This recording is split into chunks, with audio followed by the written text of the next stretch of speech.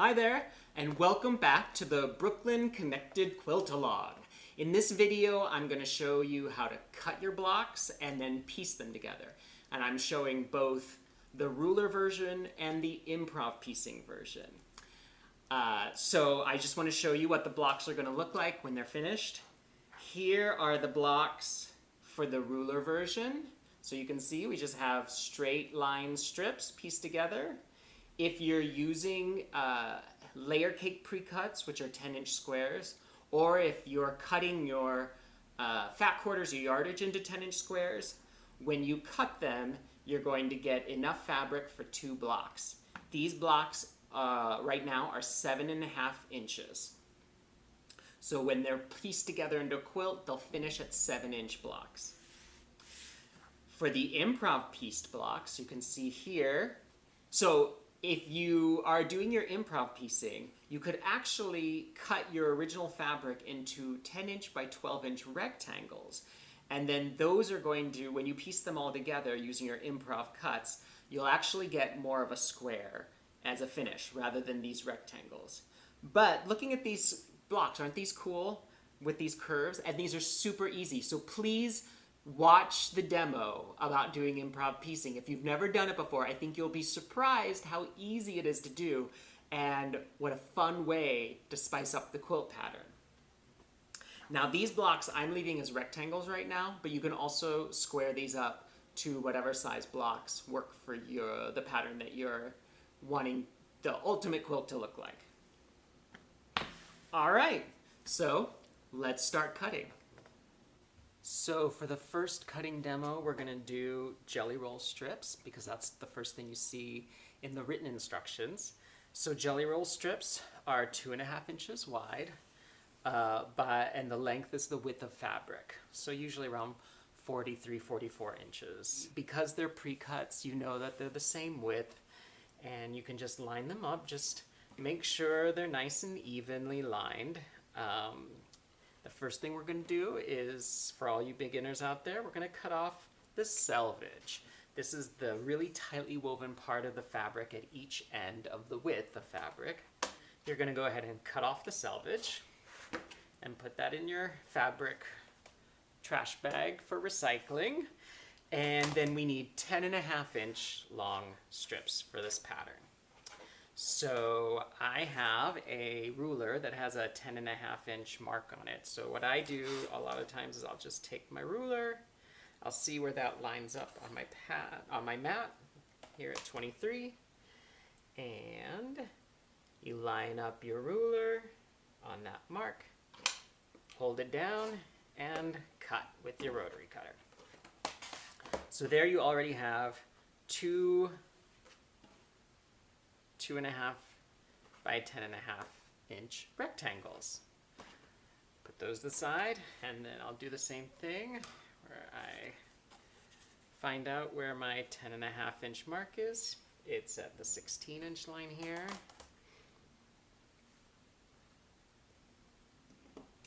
You could also, if you don't quite get what I just did with my ruler, you can also just count. So 1, 2, 3, 4, 5, 6, 7, 8, 9, 10 and a half, which would be the 26.5-inch line on here. Line it up on that line with your ruler and slice.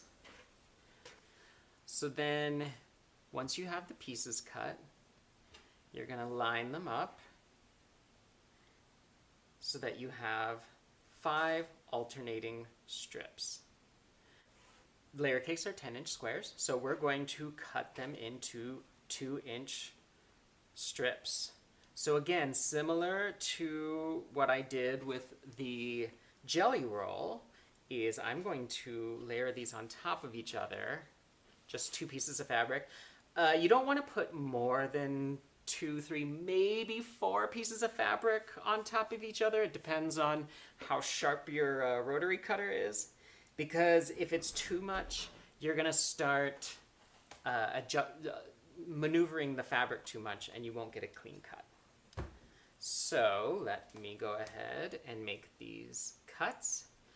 I find the 2-inch mark on my ruler and I line that up along the edge of the fabric.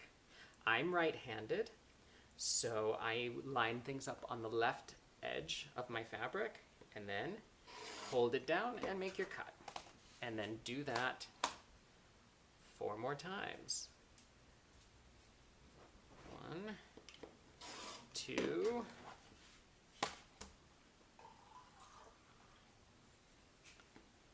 3, and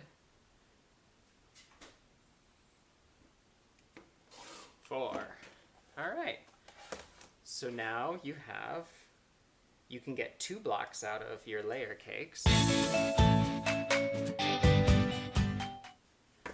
So the layer cakes work out really well with this pattern because you can get 2 blocks of alternating stripes, which will make a really dynamic looking overall pattern on your quilt.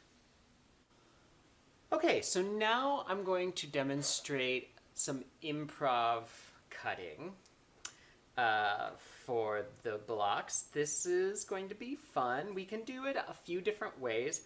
I'm going to be using the 10 by 10 inch fabric squares you would get in a layer cake pre-cut pack.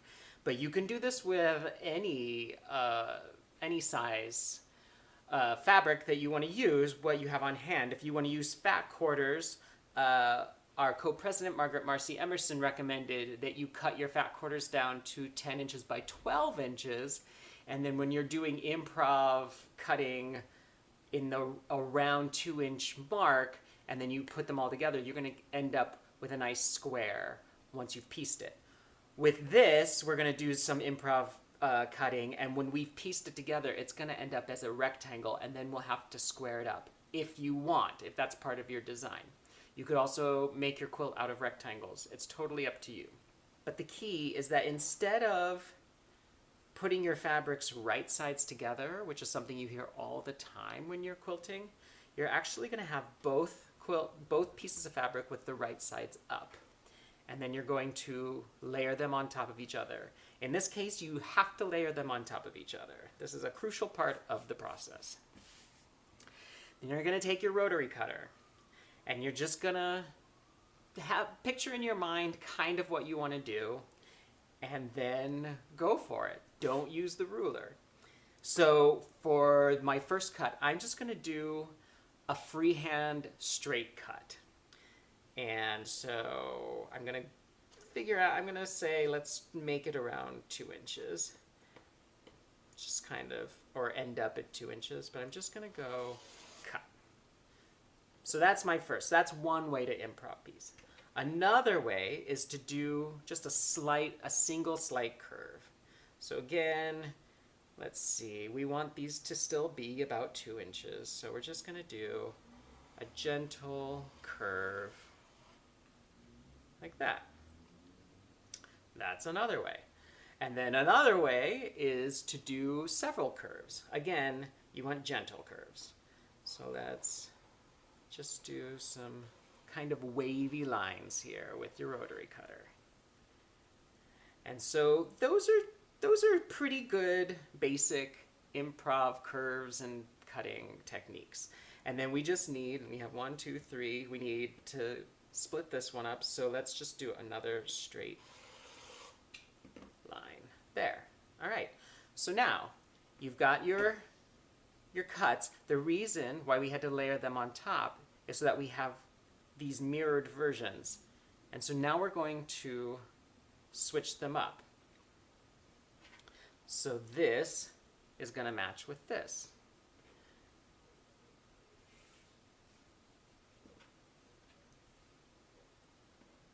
We just move them so they're alternating. And final one, get those split apart. And so now this is what my block is going to look like. You want to make sure that you keep these strips together. You're going to just take them over to your machine and keep them in the right order because, you know, obviously, like if you put this piece up against this piece, it's not going to go together. You need to make sure your curves are matching. All right, so now we're at the machine. I have a set of the strips that I cut from my 10-inch squares that you would use if you were using a layer cake pre-cut, or if you were just cutting out 10-inch squares from your yardage or your fat quarters. So what I like to do when I'm piecing my blocks is I like to have them set up so that I know what order the fabric is going to be in. So I have my strips here in the order that I want them in, and now I'm just gonna sew them in order. So we'll start with the first two. If you are a beginner quilter, you're going to want right sides together, which means your prints are going to be facing each other. And I line it up so that I've got my edges together. And then I have a presser foot on my machine that the edge of this foot is actually a 1/4 inch. When you're quilting, most of the time you piece with a 1/4 inch seam.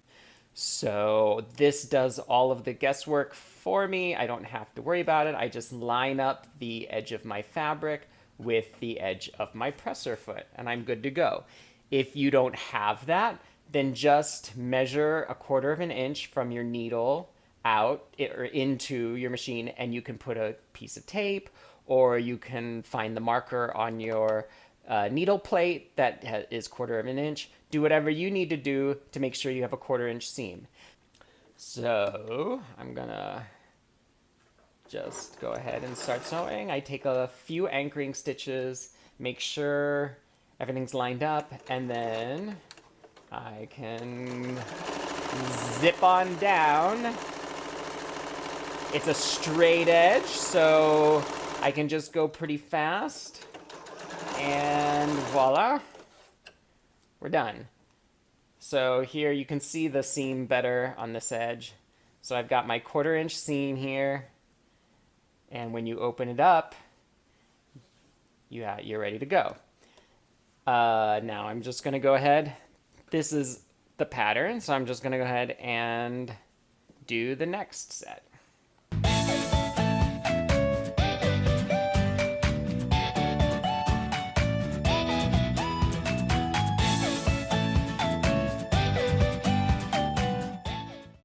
All right, and now that they're sewn together, we'll take this over to the ironing board and we'll press the seams. Okay, so now we have our improv pieced, or improv cuts that we've made with these 10-inch squares. So for this one, we're just gonna line it up. It's gonna line up pretty easily along this edge. You know, because it's on a diagonal, a part of this fabric is gonna go over the white. It's not gonna line up along these edges, but we wanna line it up along these edges. This one's an easy one. Again, just like we did with the ruler 2-inch strips that we cut, we're gonna do a 1/4 inch seam, and we're just gonna go along. I'm gonna do some anchoring stitches, sew this along. I'm just gonna check and make sure my edges are lining up as I go along.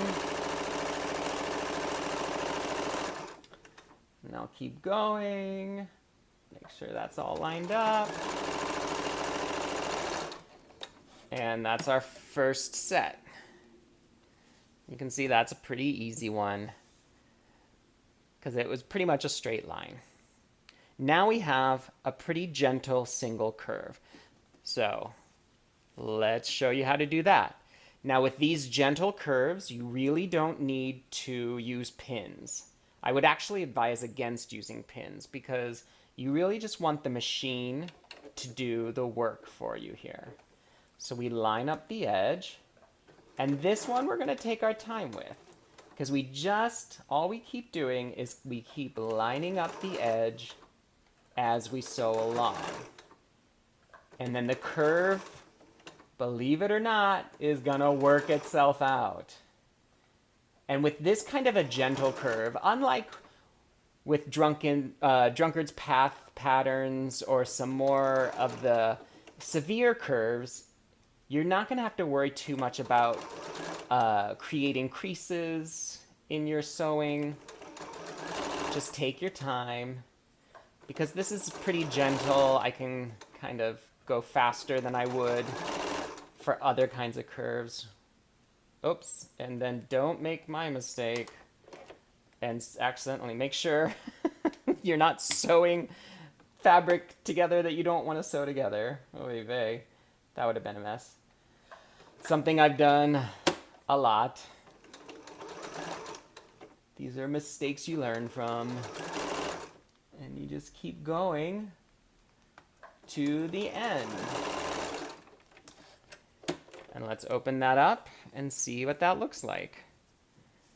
And so you can see when we press it at the ironing board, you're going to really see that nice curve. But you can kind of see it now with just finger pressing. And it looks pretty good.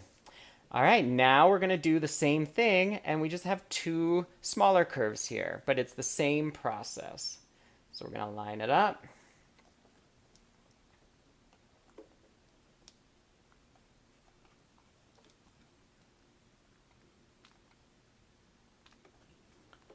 And we just take our time.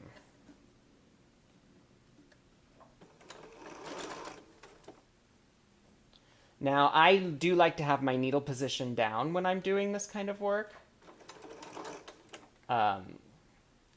So in case I need to lift my presser foot up and make adjustments to the fabric, I can do that pretty easily. And the needle being in the down position keeps the fabric from moving out of place. So sometimes I have to make adjustments to make sure that the fabric is still lining up with these curves. And we go along, and you do some gentle pushes here and there. The important thing also to remember is that you're not pulling the fabric. You don't want to stretch the fabric out. You don't want to manipulate the fabric so much that it ends up becoming stretched out and not looking correct. So we are only manipulating the fabric enough to keep it lined up and then letting the machine do the work for you. You can see this is taking a little bit longer. I'm taking my time.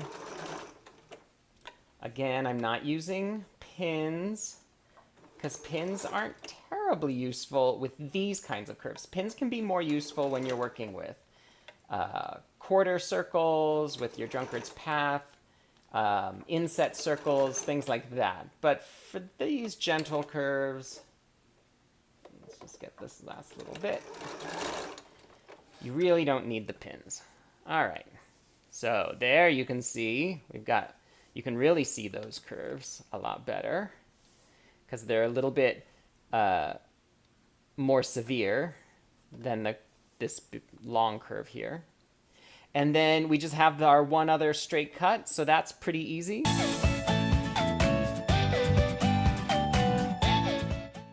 I'm gonna go ahead and just press to the dark side.